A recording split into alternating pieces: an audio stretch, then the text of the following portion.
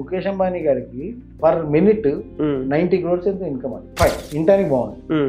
నేనేమంటానంటే per minute 90 crores income చూస్తున్నాను మీరు, కానీ ఇవాళ రోజున ఒక నిమిషానికి 90 కోట్లు ఇన్కమ్ సంపాదించారంటే దాని వెనకాల 60 సంవత్సరాల బ్యాక్గ్రౌండ్ ఉంది.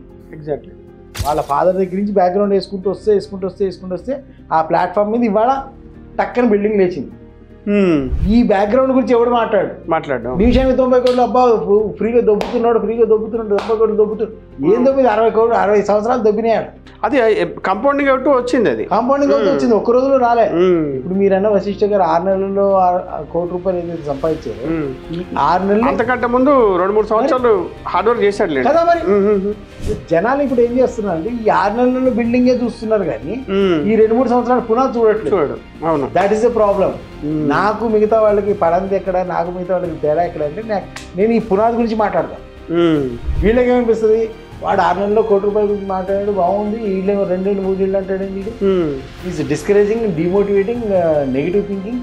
ఈ బేస్మెంట్ అనేది 2-3 years, అందుకని మీరు ఈ 5 yearsలో 2 crores అన్నప్పుడు ఫస్ట్ 2 years బేస్మెంట్ గురించి మాట్లాడాను.